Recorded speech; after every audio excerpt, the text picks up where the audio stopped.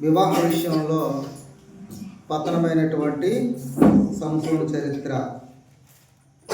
ఈరోజు వివాహ విషయంలో తగు జాగ్రత్తలు తీసుకోవాలన్నది మొదటి నుండి కూడా దేవుడు తన ప్రజలైన ఇజ్రాయేల్ ప్రజలకి తెలియజేస్తూనే వచ్చినట్టు మనం చూడగలము. అలాగనే మరి ఇజ్రాయేల్ గోత్రంలో నుండి దాను వంశం నుండి సంసోను అనేటువంటి బలవంతుడు జన్మించాడు. మనోహుకి చాలా సంవత్సరాల నుండి పిల్లలు లేరు.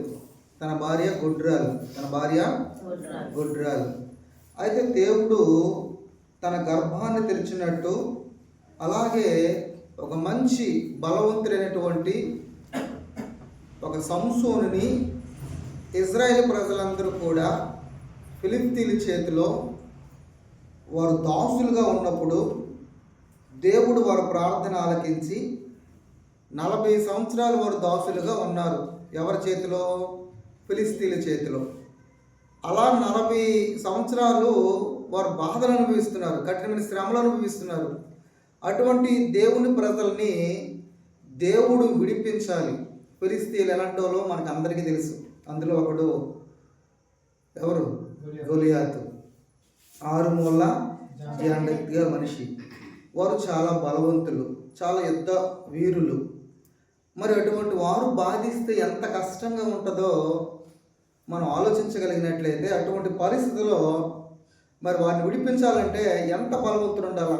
ఒకప్పుడు గొలియాతుని చంపడానికి దావీదు బలవంతుడిగా బాలుడిగా ఉన్నప్పటికీ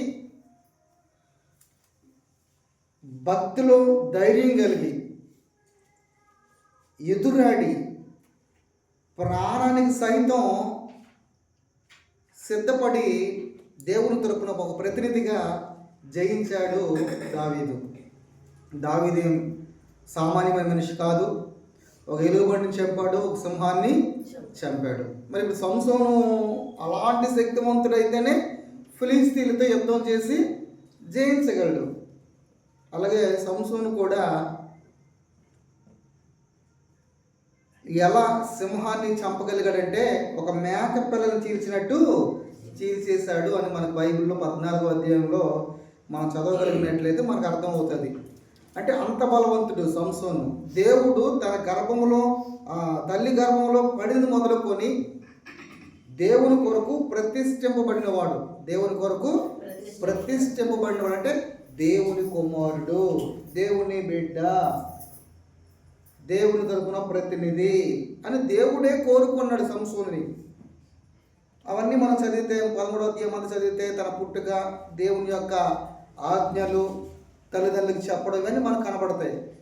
కనుక అది మనకి ఇప్పుడు మనం చెప్పుకోవడానికి అవకాశం కాదు. కనుక 14వ అధ్యాయానికి వచ్చేసరికి మనము 1వ వచనం చదువుదాం. సంసోను తిమ్నాతులకు వెళ్ళి తిమ్నాతులో ఫిలిష్తీయుల కుమార్తెల్లో ఒకరిని చూశాడు. ఇప్పుడు సంసోను పుట్టిన తర్వాత యవ్వన కాలానికి వచ్చాడు. చాలా బలం ఉంది, చాలా అందగాడు. అలాంటి ఈ సంసోను ఎక్కడికి వెళ్ళాడంటే తిమ్నాతు అనే ప్రాంతానికి వెళ్ళాడు. ఈ తిమ్నాతు ఫిలిష్తీయులకు సంబంధించినటువంటి ప్రాంతం. అక్కడ ఒక స్త్రీని చూశాడు. ఆమెను ఇష్టపడ్డాడు. ఆమెను తనకు భార్యగా ఉండాలని తన మనసులో కోరుకున్నాడు. తన భార్యగా తన మనసులో ఉండాలని కోరుకున్నాడు. ఈ విషయాన్ని బట్టి సంసోను మరలా ఇంటికి వచ్చాడు. ఎక్కడికి వచ్చాడు?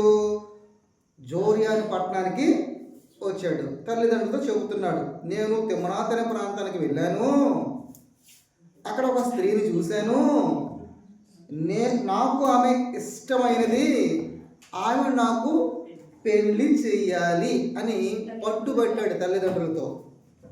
ఏమంటున్నాడు? అమ్మా, నాన్న, నేను తిమ్నాతు అనే ప్రాంతానికి వెళ్ళాను, అక్కడ ఒక యవనస్తురాలు స్త్రీని చూశాను, ఆమె నాకు ఇష్టమైనది, నేను ఇష్టపడ్డాను కనుక తనే నాకు భారీగా ఉండాలి. మీరు ఎట్టి పరిస్థితుల్లో తను నాకు పెళ్లి చెయ్యాలి అని పట్టుబట్టినప్పుడు వారు ఏమంటున్నారు? ఒకసారి కూడా వచ్చు, వారు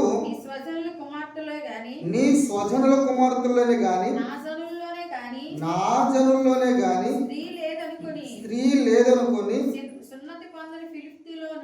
సున్నతి పొందని ఫిలిస్తీన్లో నుండి కన్యను తెచ్చుకొనుటకు వెళ్ళుచున్నావా అని అతన్ని అడిగారు. తల్లిదండ్రులు ఏమంటున్నారంటే, కొంచెం నాయన మనందరం కూడా దేవుని ప్రజలము, ఇజ్రాయేల్ ప్రజలము, మనకంటూ ఒక నిబంధన ఉంది, మనకంటూ ఒక ధర్మశాస్త్రం ఉంది, మనకంటూ ఒక కట్టడి ఉంది, మనకంటూ ఒక విధులు ఉన్నాయి.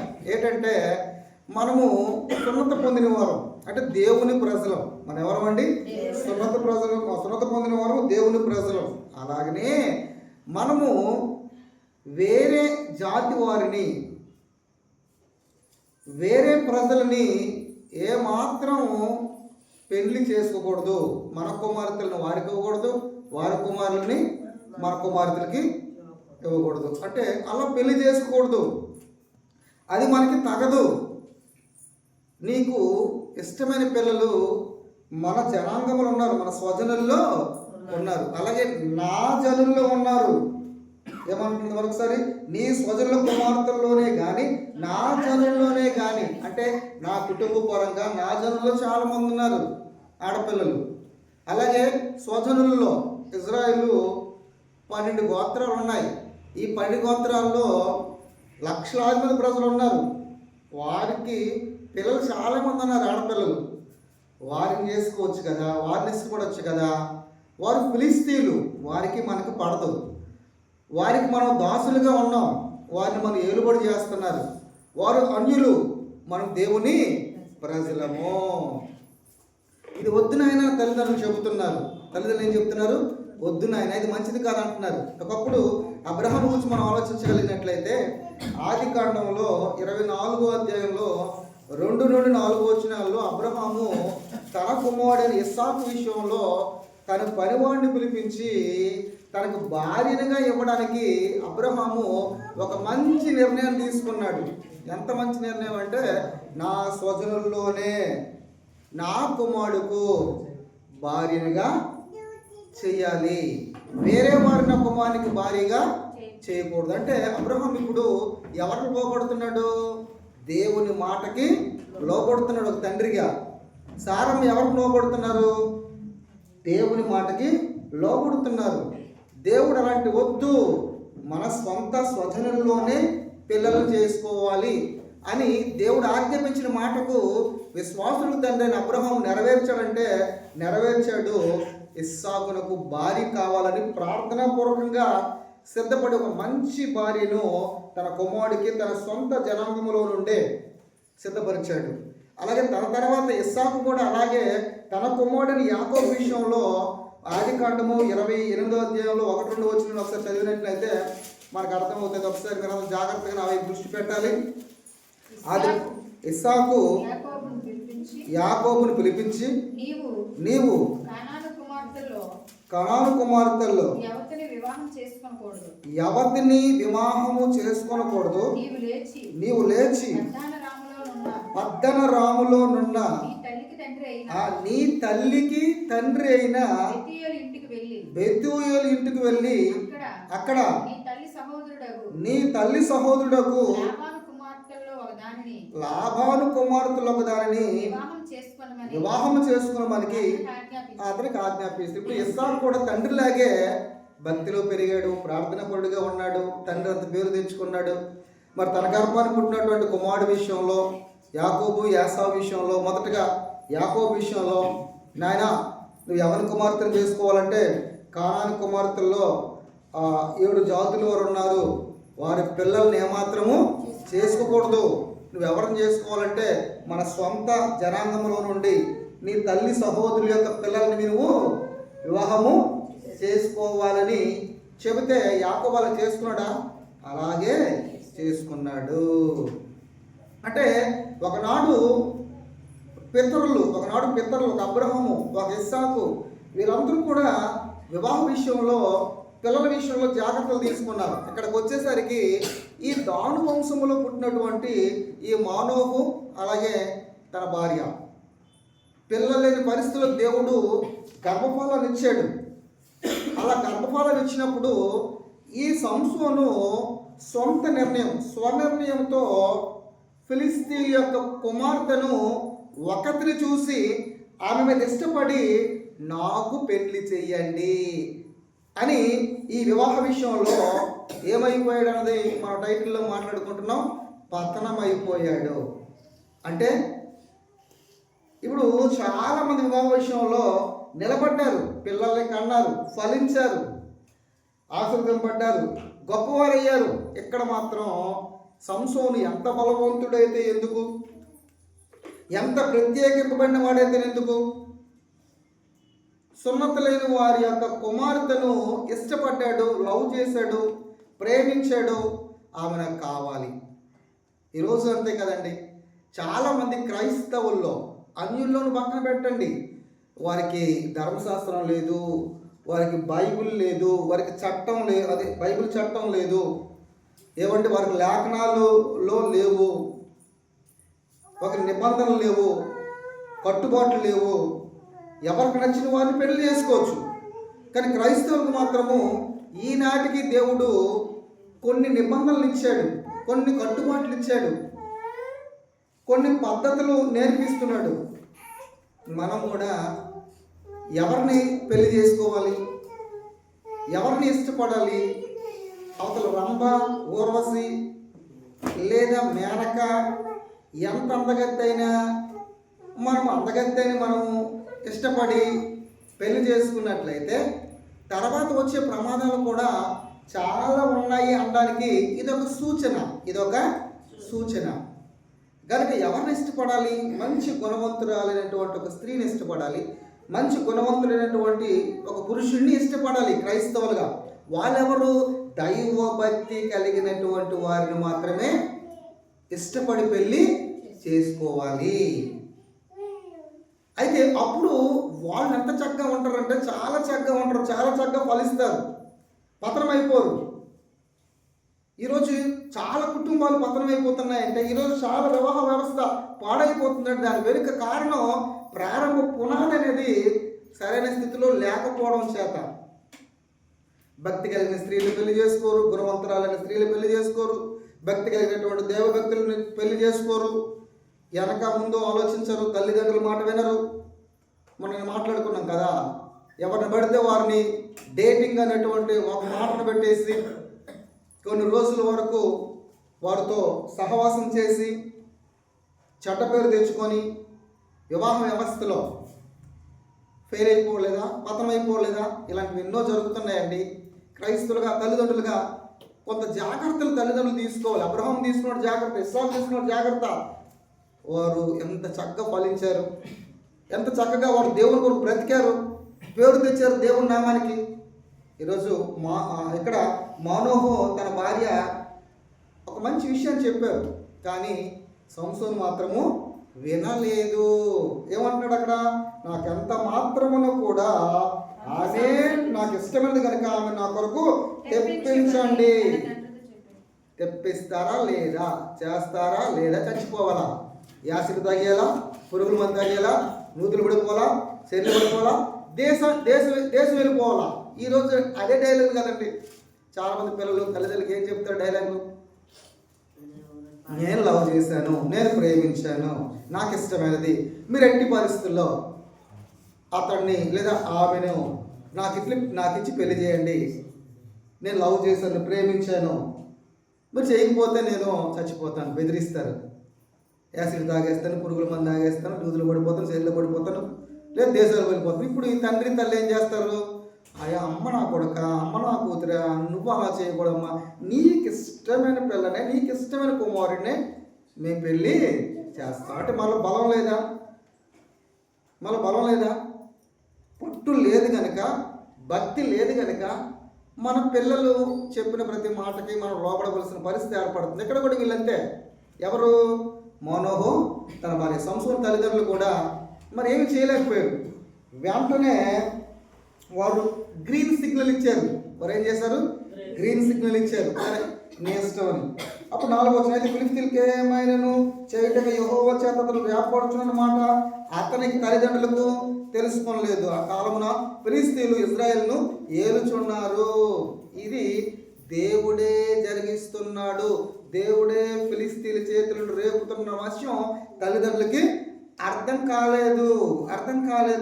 అయితే ఇప్పుడు ఫిలిష్తీయుల చేతులు 40 సంవత్సరాలు దాసులుగా ఉన్నారు. ఎన్ని సంవత్సరాలు అండి అమ్మ? మీరు వెనక్కి సమాధానం చెప్పాలి. ఎన్ని సంవత్సరాలు? 40 సంవత్సరాలు ఫిలిష్తీయుల చేతిలో దాసులుగా ఉన్నారు. అప్పుడు 5వ వచనం చదివినట్లయితే, సంసోను తన తల్లిదండ్రులతో కూడా తిమ్మనాతుకు పోయి తిమ్మనాతు ద్రాక్ష తోటల వరకు వచ్చినప్పుడు, ఇక్కడ మనకు రాయబడిన మాట ఏంటంటే, కొంచెం ఇదంతా జాగ్రత్తగా చదవాలి. సంసోను తన తల్లిదండ్రులతో, ఇప్పుడు కొడుకు మాట ప్రకారంగా తల్లిదండ్రులు కూడా అడుగేస్తూ ఇప్పుడు తిమ్మనాథ్ అనే ప్రాంతానికి పోయి అని రాయబడింది. ఆల్రెడీ వెళ్ళిపోయినట్టే మనకు కనబడుతుంది. ఆ తర్వాత ఆ తిమ్మనాథ్ ప్రాంతంలో ద్రాక్ష తోటల వరకు సంసోను వచ్చాడట. అక్కడ ఏం కనబడింది? ఒక కొదమ సింహం అతను ఎదుటకు బొబ్బరించుచూ వచ్చాను. అతను ద్రాక్ష తోటకు వచ్చాడు. ఎవరు? సంసోను. దగ్గర తల్లిదండ్రులు లేరు. అది ఆ సింహము బొబ్బరిస్తూ సంసోను మీదకి వస్తూ ఉందట. అప్పుడు అతని మీదకి ఏమొచ్చిందట? యెహోవా ఆత్మ అతనిని ప్రేరేపించగా, యెహోవా ఆత్మ, పరిశుద్ధాత్మ దేవుడు అతన్ని ప్రేరేపించాడు. అంటే అతనిలోకి వచ్చాడన్న ఒక మాట మనం అర్థం చేసుకుంటే, ఇప్పుడు అతనికి ఏమొచ్చింది? ధైర్యం, బలం, శక్తి. ఇప్పుడు మనకు పరిశుద్ధాత్మ దేవుడు వస్తే ఈనాటి కాలంలో ఏమొస్తుంది? అల్లరి, చప్పట్లు, గెంతులు, డ్యాన్సులు, దొరవడము, ఏదేటో పిచ్చి గెంతులు, ఏవో పిచ్చి మాటలు, పిచ్చి భాషలు, ఏంటంటే బోళ్ళంతా చేస్తున్నారు. దీన్ని ఏమంటున్నారు? పరిశుద్ధాత్మ శక్తి వచ్చింది. పరిశుద్ధాత్మ దేవుడు ఎక్కడే ఎలాగ ఆవరించాడు కనుక అలా చెబుతున్న మాటలు కనబడుతుంది. పరిశుద్ధాత్మ దేవుడు వస్తే ఎలా ఉంటుందో, ప్రారంభ సంఘములోనికి వెళ్ళినట్లయితే అపోస్తులు, మన సహోదరులు ప్రార్థన చేసినట్టు మేడగది మీద పరిశుద్ధాత్మ కొరకు ఎదురు చూడమని యేసుప్రభువు వారు చెప్పిన మాట ప్రకారంగా వారు ఎదురు చూసేటప్పుడు వారి మీదకి బలమైన గాలి వంటి వీచు శబ్దం వారి మీదకి వచ్చినప్పుడు, ఆ శబ్దం అని విని అక్కడికి వచ్చిన పెంతెకొస్తేనే పండగకు వచ్చినటువంటి అనేక భాషల వారు, సుమారుగా 17-16 భాషలు కలిగినటువంటి వారు అక్కడికి వచ్చారు. ఏంటి ఆ శబ్దం, ఏం జరుగుతుందని. అప్పుడు వారు ఏం మాట్లాడుతున్నారు? భాషలతో మాట్లాడుతున్నారు. ఏం భాషలు మాట్లాడుతున్నారు? మళ్ళగా రేబారబా శంబా అని అంటున్నారా?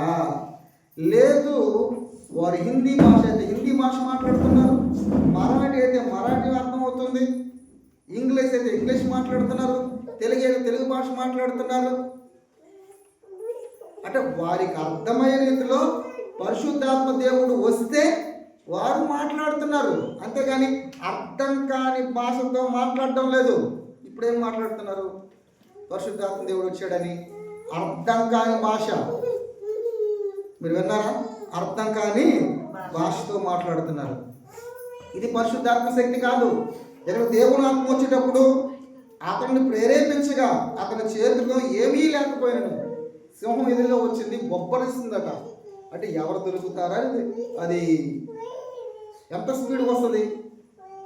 అన్ని జంతువుల్లో రారాజది, చాలా బలమైనది. అది బొబ్బరిస్తున్నప్పుడు యెహోవా అతనికి ప్రేరేపించగా అతని చేతిలో ఏమీ లేకపోయినను ఒకడు మేక పిల్లలు చీల్చినట్టు అతను దాన్ని చీల్చేదు. అతడు దాన్ని చేసినది తన తండ్రితోనూ తల్లితోనూ చెప్పలేదు. చీల్చేసేటట్టు ఒక దెబ్బకే. మరి ఎంత బలవంతుడు సంసోను. తన చరిత్రలో చూసినట్లయితే ఒక పెద్ద దాగోను గుడి 2 స్తంభాలు పట్టుకొని సంఖ్యలతో బంధించినప్పుడు ఇలా లాగ్గానే మొత్తం కూలిపోయిందట. మరి ఎంత శక్తివంతుడు, ఎంత బలవంతుడు. అతను చేసినటువంటి కార్యాల గురించి మనం అంతా చదివితే 4 అధ్యాయాలు 13, 14, 15, 16 అధ్యాయాల్లో సంసోను చరిత్ర చూసినట్లయితే 10 సందర్భాల్లో ఆయన చేసిన కార్యాలు కనబడుతున్నాయి. ఆయన బలాన్ని ప్రయోగించినట్టు కనబడుతుంది. అంత బలవంతుడు సంసోను. అటువంటి సంసోను ఎక్కడ పతనం అయిపోయాడు?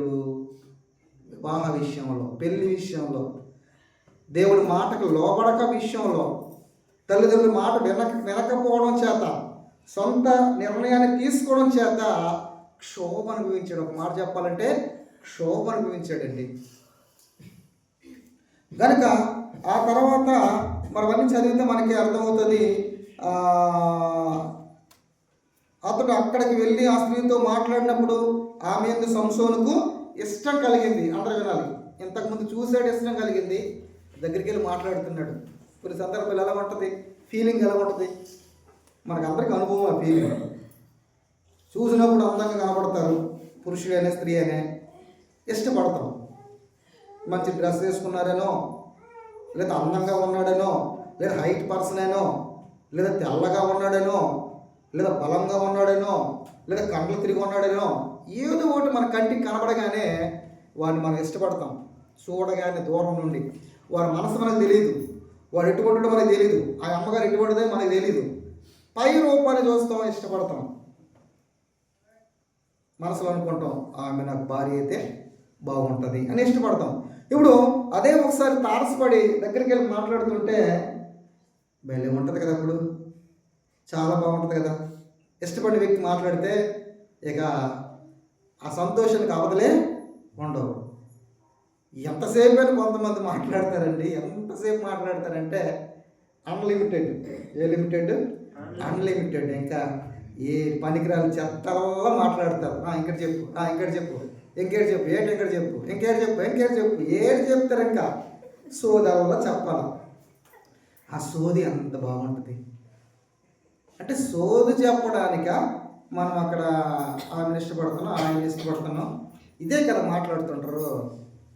కనుక ఆమెతో మాట్లాడినప్పుడట అతనికి ఏమైందట, సంసోనుకి ఇష్టం కలిగిందట. కొంతకాలం అయిపోయిన తర్వాత అతడు ఆమెను తీసుకుని వచ్చేటప్పుడు తిరిగి వెళ్ళుచుండగా, ఆ కొంతకాలం అయిపోయింది, మళ్ళీ తను తీసుకురావాలని మళ్ళీ వెళుతుండగా మళ్ళా ఆశ్రమము కలేబరం దగ్గర, అంటే చంపేసిన ఆ కలేబరం అంటే చచ్చిపోయినటువంటి ఆ ఎముకలు, లేకపోతే ఆ శరీరము ఎండిపోయిన తర్వాత అందులో ఒక తేనె పొట్టు కనబడినప్పుడు అతడు ఆ తేనెను తీసుకొని దాన్ని తిన్నట్టు మనకు కనబడుతుంది, దాన్ని తీసుకుని తల్లిదండ్రులకు ఇచ్చినట్టు కనబడుతుంది. దీనిలో అర్థం ఏంటంటే, ఒక మాటలో చెప్పాలంటే ఇజ్రాయేల్ ప్రజలకు కొన్ని కట్టుబాట్లు ఉన్నాయి.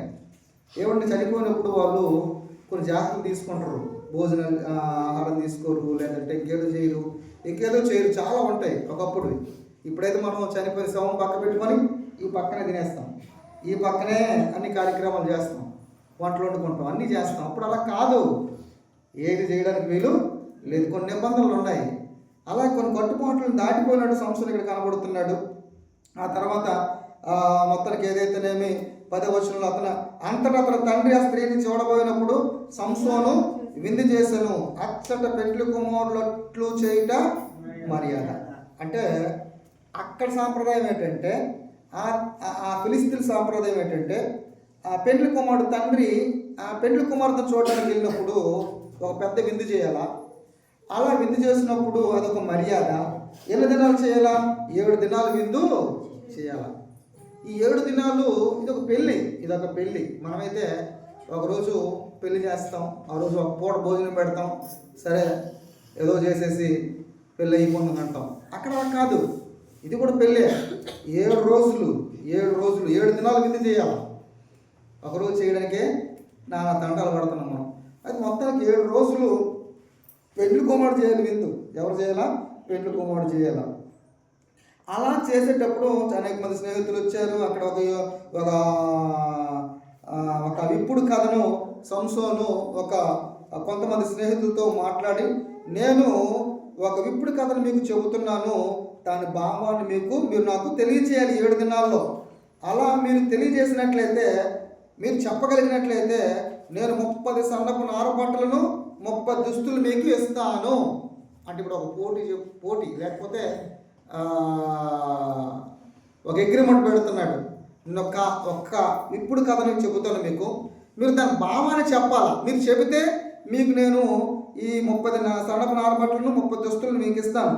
మీరు చెప్పకపోతే మీరు నాకు ఈ 30 సన్నపు నార దుస్తులను 30 దుస్తులు నాకు ఇవ్వాలి. దీనికి మీరు ఓకేనా, దానికి ఓకేనా అంటే ఇప్పుడు వివాహం జరుగుతుంది, లేదంటే 7 దినాల విందులో ఈ మాటలు జరుగుతున్నాయి. వాళ్ళు ఏమంటున్నారు, సరే మేము ఒప్పుకుంటున్నాం, ఇప్పుడు కదేంటో మాకు తెలియచేయకున్నప్పుడు అతను 14వ వచనంలో అతడు బలమైన దాని నుండి తీపి వచ్చెను, తిను దాని నుండి తిండి వచ్చెను అనెను. రెండు విషయాలు. బలమైన దాని నుండి తీపి వచ్చెను, తిను దాని నుండి తిండి వచ్చెను. మీరు 3 దినాల్లోగా ఆ విప్పుడు కథ భావాన్ని చెప్పాలి. అయితే వారు 3 దినాల్లో వారు ఆ విప్పుడు కథ భావంను చెప్పలేకపోయారు. 3వ దినంలోగా. అప్పుడు 7 దినాల అవకాశం ఉంది. 7 దినాల్లో చెప్పాలా, 3 దినాలు అయిపోయింది. వారికి ఆ భావం చెప్పగలిగినటువంటి జ్ఞానం లేదు, చెప్పలేకపోయారు. ఇప్పుడు ఓడిపోతున్న పరిస్థితికి వచ్చారు. ఇప్పుడు ఏం చేయాలా అని ఆలోచించి ఇక సంసోను భార్య దగ్గరికి వచ్చారు. వాళ్ళు 7వ దినాన్ని చివరి దినం, చివరి క్షణాల్లో వచ్చారు. ఇప్పుడు ఓడిపోతారు, గెలమాల, ఎక్కడ తెస్తాం డబ్బు, ఎక్కడ తెస్తాం వస్త్రాలు అని చెప్పేసి ఆ భార్యతో వాళ్ళు ఏమంటున్నారో, నీ పెనిమిటి ఆ విప్పుడు కథ భావన మాకు తెలిపినట్లు అతను లాభం చేయము, లేని ఏళ్ళ మేము అగ్ని వేసి నిన్ను నీ తండ్రి ఇంటి వారిని కాల్ చేస్తాం. ఇప్పుడు సంసోను చేసిన ప్రతి పొరపాటును బట్టి ఇప్పుడు ఎవరు చేశారు పొరపాటు? సంసోనే చేశాడు ఈ పొరపాటు. ఆ కథ, ఆ భావం, ఇప్పుడు భావాన్ని ఆ చెప్పడం సంసోను చేసిందే కదా. ఇలా వివాహ వ్యవస్థలో పతనం అవడానికి ఇది ఒక కారణమే. సొంత నిర్ణయం తీసుకున్నాడు, ఇక్కడ కథ భావాన్ని చెప్పాడు, దాని భావాన్ని చెప్పమని చెబుతున్నాడు. వారు చెప్పలేని పరిస్థితుల్లో ఇప్పుడు తన భార్యకి వచ్చి వారు భయపెడుతున్నారు, ఈ భావం మాత్రం నువ్వు మాకు చెప్పకపోతే నిన్ను, నీ తండ్రి ఇంటి వారిని, నీ ఆస్తిని మొత్తం కాల్ చేసి మేము స్వాధీనపరుచుకుంటాం అని అనగానే అప్పుడు సంసోను భార్య సంసోను పాదాల దగ్గర పడి ఏడుస్తూ, నువ్వు నన్ను ప్రేమించినన్నా కదా, నువ్వు నన్ను ద్వేషిస్తున్నావు, నువ్వు నిజంగా నన్ను ప్రేమిస్తే, నిజంగా నేను నీకు ఇష్టమైతే ఒక విషయాన్ని నాకు చెప్పాలి, నువ్వు చెప్పాలి. ఏంటి ఆ విషయము అని అంటే, అప్పుడు నీవు నా జనులకు ఒక ఇప్పుడు కథను వేసావట, దాన్ని నాకు అర్థం చెప్పాలి అని అతడు నేను నా తల్లిదండ్రులకి వెళ్ళి దాన్ని తెలపలేదు, నీకు తెలుపుదునా, మా అమ్మ నాన్నలకి చెప్పలేదు దాని భావం, నీకెందుకు చెప్పాలి నేను అని అంటున్నాడు సంసోను. అప్పుడు ఆమె వారి విధి దినములు 7 అంటే మొదటి నుంచి స్టార్ట్ చేసినట్టు కనబడుతుంది.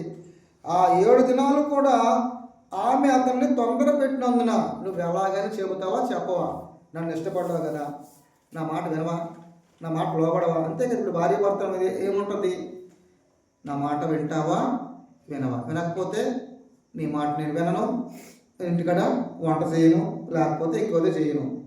ఇలాంటి చెప్పేటప్పుడు కొంతమంది ఏమవుతారు, బెండ్ అవుతారు. ఇక్కడ కూడా నువ్వు చెప్తావా చెప్పవా, నువ్వు చెప్పకపోతే నేను ఎట్టి పరిస్థితులు నన్ను ప్రేమించినట్టు కాదు, నువ్వు నా మీద ఇష్టపడినట్టు కాదు అని చెప్పగానే అప్పుడు ఏం జరిగిందో ఆమె దాన్ని తెలియజేయగా ఆమె తన జనులకు ఆ విప్పుడు కథను తెలిపెను.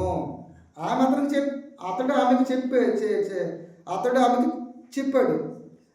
ఆమె ఏం చెప్పింది, ఆ జనులకు అనగా ఎవరైతే అడిగారో, నువ్వు కానీ కథభావం మాకు చెప్పకపోతే నిన్ను, నీ తండ్రి ఇంటిని మేము కాల్ చేసి నీ ఆస్తి అంతటిని మేము స్వాధీనం చేసుకున్నాం అని చెప్పగానే భయపడిపోయింది. చివరికి భర్తను అడిగింది, భర్త చెప్పాడు. 7 దినాలు పాపం కన్నీళ్ళు గార్చింది, అలా అడుగుతూనే వచ్చింది. చివరికి చెప్పేశాడు. 7వ దినం సూర్యుడు అస్తమించకమునుపు ఆ ఊరు వారు, ఇక సూర్యుడు అస్తమిస్తే 7 రోజులు అయిపోద్ది, ఇంకా అస్తమించి మునిపే దగ్గరలోనే చివరి దినాన్న అప్పుడు తేనె కంటే తీపైనది ఏది, సింహం కంటే బలమైనది ఏది, తేనె కంటే తీపైనది ఏది, సింహం కంటే బలమైనది ఏది. ఈ ఆన్సర్ చెప్పగానే అని అతనితో అనగా అతడు నా దూడతో తొండకపోయిన నా ఇప్పుడు కథను విప్పలాకు పొందిన వారితో చెప్పాను.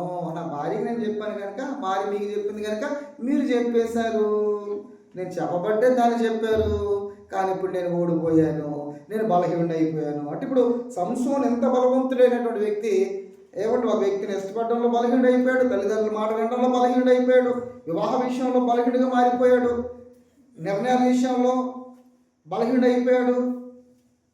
అలా జరగడం ద్వారా ఇప్పుడు అక్కడ మరలా 19 వచ్చి ముగిస్తున్నాను, దగ్గరికి వస్తుంది దయచేసి. 19 వచ్చి యెహోవా ఆత్మ అతని మీదకి మరలా రాగా అతడు అష్కోలుకు పోయి వారిలో 30 మందిని చంపి వారి సొమ్మును దోచుకొని తను ఇప్పుడు కదా భావాన్ని చెప్పిన వారికి బట్టడిచ్చింది. ఇప్పుడు మరలా దేవుని ఆత్మ వచ్చింది, పరిశుద్ధాత్మ వచ్చింది. ఇప్పుడు ఓడిపోయాడు కదా, సంసోను ఓడిపోయాడు కదా.